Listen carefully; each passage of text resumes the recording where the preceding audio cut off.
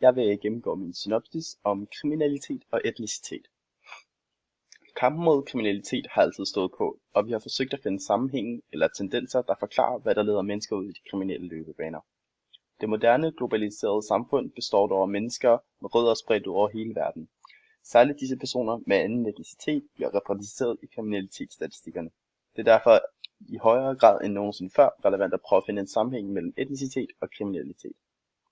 For at gøre dette vil jeg arbejde ud fra en problemformulering, som lyder: Hvorfor er indvandrere og efterkommere overrepræsenteret i kriminalitetsstatistikkerne, og hvorvidt bør der laves en kriminalitetsforebyggende indsats særligt rettet mod disse grupper?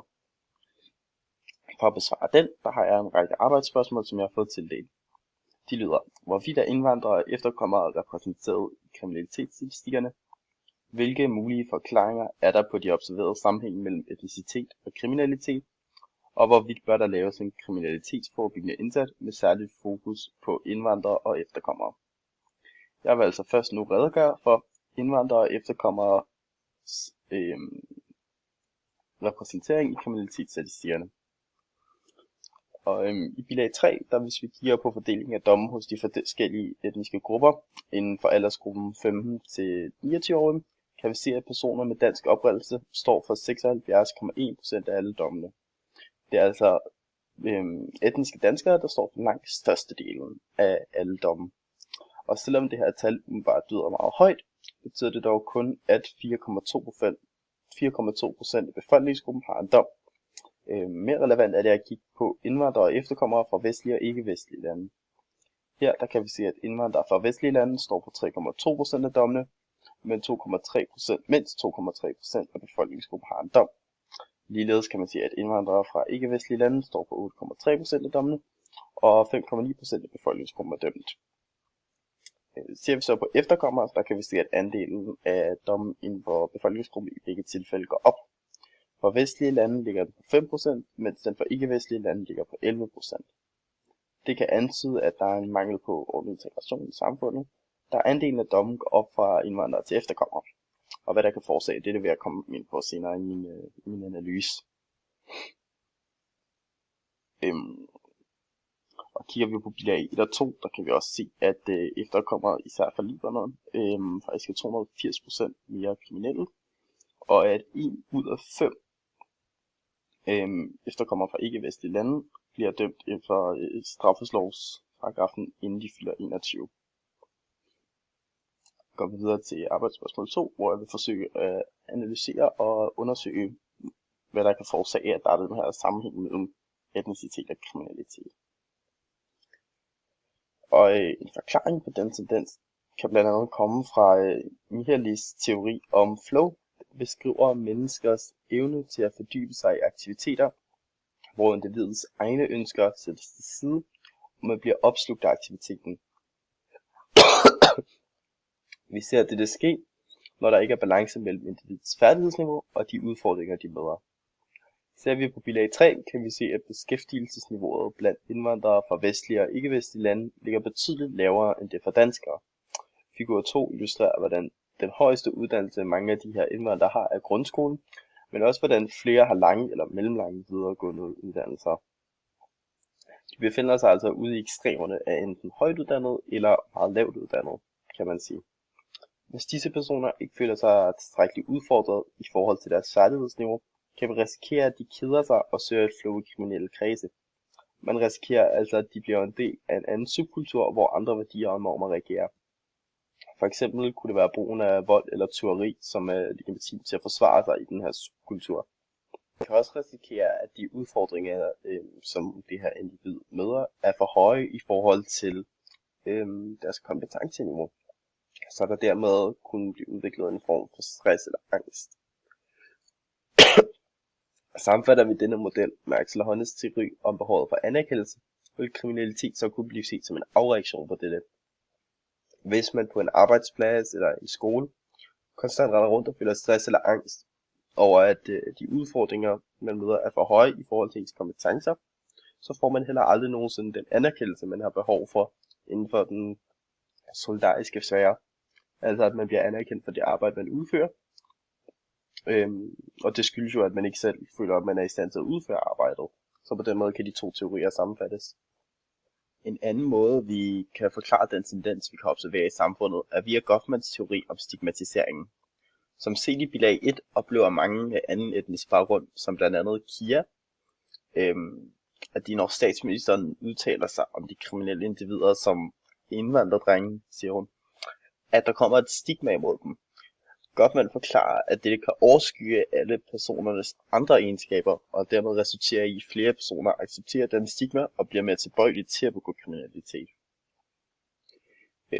Og i bilag 1, der kan vi så se, at Mette Frederiksen udtaler, det handler om, at når man bruger S-togslinjerne i Storkøbenhavn, så skal man ikke være bange for at tage hjem om aftenen, fordi 15-17 indvandrerdrenge, der ikke kan finde ud af at opføre sig ordentligt. Og det er efter en episode, hvor den 17-årige Markus blev overfaldet på togstationen.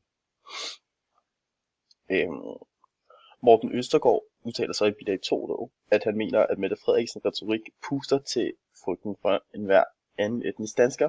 Der bliver altså oprettet et stigma imod anden etniske danskere, som Kian også selv har oplevet.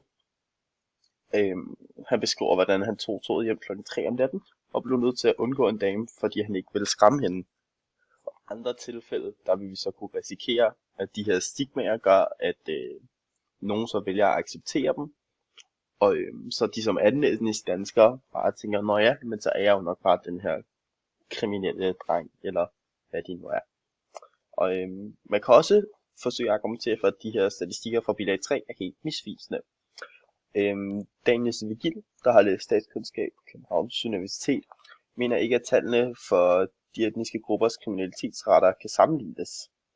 Han nævner, hvordan kriminel aktivitet begået af danskere med anden etnisk baggrund har langt større sandsynlighed for at føre til en dom. Det skyldes, at størstedelen af danskere med anden etnisk baggrund bor i meget tæt befolkede områder. For en etnisk dansker, der bor i Vandkants Danmark, er politiets tilstedeværelse og sandsynligheden for, at nogen ringer til politiet, altså langt mindre, end den for eksempel er for en anden etnisk dansker, der bor i omkring byen i et tæt befolket område. Politiets tilstedeværelse her er altså langt større, og dermed er sandsynlighed for at blive dømt, eller at der er nogen, der ringer til politiet, langt højere, selvom man begik den samme type kriminalitet de to steder. Og til sidst vil jeg nu diskutere, hvorvidt der bør laves en kriminalitetsforebyggende indsats med særlig fokus på indvandrere og efterkommere. Som vi kunne se i bilag 3, er indvandrere og efterkommere altså langt overrepræsenteret i kriminalitetsstatistikkerne. Der vil derfor på den ene side kunne argumenteres for, at det er en nødvendighed med en sådan indsats for at få kriminalitetsraten til at falde. Hvis det blev gjort, så ville det også være muligt at fange mange af de her unge individer, inden de meldte sig ind i nogle kriminelle subkulturer, og så inden at de fik dannet denne her kriminelle habitus, og for alvor begyndte at bryde loven. Man kan dog også på den anden side argumentere for, hvorfor en sådan indsats ville kunne have den stik modsatte effekt. Som vi så i bilag 1, er det særligt stigmatisering af indvandrere, der fylder meget i Kian fra CBU's dagligdag. Hvis vi laver en forebyggende indsats mod en speciel etnisk gruppe, vil det altså kunne risikere at forstærke denne stigma, og dermed gøre, at flere vil melde sig ind i kriminelle løbebaner, i og med at flere nok også vil acceptere den her stigma. I bilag 2, der nævner Radikale Venstres Morten Østergaard som sagt, at Mette Frederiksens retorik faktisk puster til frygten for enhver anden etnisk dansker. Det vil altså være præcis den situation, som vi kunne risikere at komme ud i, hvis vi lavede en speciel indsats imod indvandrere eller efterkommere indvandrere. Det man så vil kunne gøre i stedet for, er at have nogle generelt forebyggende indsatser mod kriminalitet, hvor man bare prøvede at fange de her unge, inden de melder sig ind i kriminelle subkulturer. Ikke kun anden etniske danskere, men også etniske danskere. Og så kunne man faktisk også lave oplysningskampagner hos den almindelige befolkning, for at prøve at mindske denne her stigma om at anden etniske danskere er kriminelle, som lidt har gjort, at mange danskere eller etniske danskere har en tendens til at kunne føle sig utrygge. Og dermed også naturligt mere fokuseret på anden etniske danskere. Så i denne synopsis der har jeg redegjort for indvandrere og efterkommere fra vestlige og ikke-vestlige landes kriminalitetsretter, særligt ved at stille dem op imod den etniske danskers. Jeg har derefter analyseret, hvilke årsager der kan medføre dette, og har særligt fundet frem til stigmatisering af indvandrere, samt hvorvidt de ordentligt beskæftiget spiller en væsentlig rolle. Jeg er også kommet ind på, hvordan det kan være en opmærksomhedsbias, der kan forklare, hvorfor anden etnisk danskere er overrepræsenteret i kriminalitetsstatistikkerne. Til sidst har jeg diskuteret, hvorvidt en kriminalitetsforebyggende indsats med særlig fokus på indvandrere og efterkommere er hensigtsmæssig. Og så jeg særligt på, hvordan vi kan risikere at komme til at forstærke stigmaet imod indvandrere med en sådan indsats, og jeg konkluderer dermed, at en generel indsats imod kriminalitet, i stedet for en målrettet, ville være langt mere relevant. På den måde vil man også være i stand til at komme uden om det opmærksomhedsbias, der kan forklare, hvorfor statistikkerne måske ser ud som de gør.